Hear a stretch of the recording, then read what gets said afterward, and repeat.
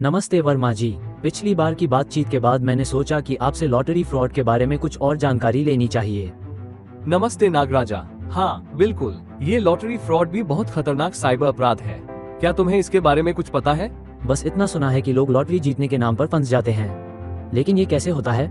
देखो नागराजा, ये फ्रॉड कुछ इस तरह होता है कि अपराधी आपको कॉल, ईमेल या एसएमएस के जरिए बताते हैं कि आपने कोई बड़ी लॉटरी जीती है।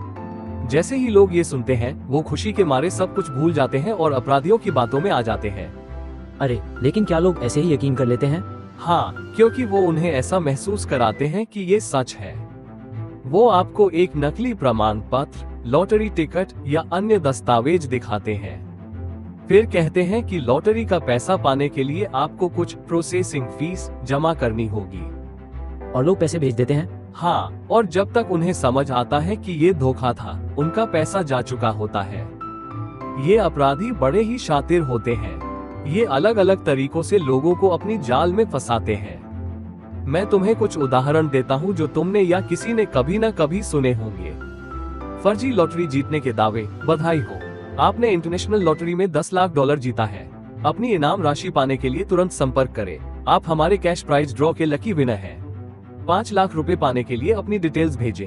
अरे, ये तो सच में बहुत लुभावना लगता है। क्या लोग वाकई से सच मान लेते हैं? हाँ, क्योंकि लालच में लोग बिना सोचे समझे प्रतिक्रिया कर देते हैं। फीस के नाम पर पैसे की मांग। आपकी इनाम राशि को प्रोसेस करने के लिए $500 की छोटी सी फीस का भुगतान करें। आपका इनाम ट्रांसफर के लिए तैयार है। कृपया 10,000 रुपए का ट्रांजैक्शन चार्ज जमा करें। और लोग बिना सोचे समझे पैसे भेज देते हैं? हाँ, क्योंकि इनाम पाने की लालसा में वो इसे एक छोटा खर्च मान लेते हैं। पहचान की जानकारी मांगना। हम आपकी इनाम राशि रिलीज करने के लिए आपका नाम, पता और पहचान पत्र चाहते हैं। तुरंत भेजें। भुगतान प्रक्रिया के लिए अपना बैंक अकाउंट नंबर और डिटेल्स भेजें। अरे, ये तो सीधे सीधे धोखा है। बैंक डिटेल्स मांगने का क्या मतलब? सही कहा। जैसे ही लोग ये जानकारी देते हैं, अपराधी उनके अकाउंट को खाली कर देते हैं। ये तो बहुत गलत है। लोग इस तरह की धोखाधड़ी से बचें, इसके लिए क्या करना चाहिए? कभी भी अनजान लॉटरी ऑफर पर भरोसा न करें। अगर आपने लॉटरी में भाग ही नहीं लिया है, तो जीतने का सवाल ही नहीं उठता। किसी को प्रोसेसिंग फीस न भेजें।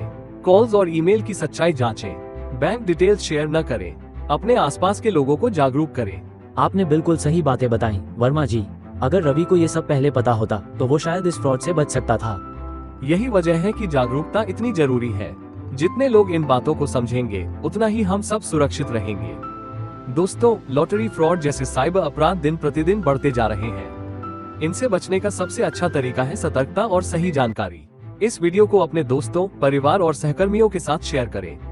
इसे व्हाट्सएप, फेसबुक और इंस्टाग्राम जैसे प्लेटफॉर्म पर जरूर भेजें। हम अगले सेशन में और उपयोगी जानकारी लेकर आएंगे। तब तक हमारे चैनल को सब्सक्राइब करें और बेल आइकन दबाएं ताकि कोई अपडेट मिस ना हो। अगर आपके साथ या आपके किसी जानने वाले के साथ ऐसा कुछ हुआ हो, तो नीचे कमेंट में जरूर बताएं। सच में वर्मा जी, आपकी बातें बहुत काम की हैं। मैं इसे जरूर सबके साथ शेयर करूंगा। यही तो चाहिए नागराजा। जितना लोग जागरूक होंगे, उतना ही हम सब सुरक्षित रहेंगे।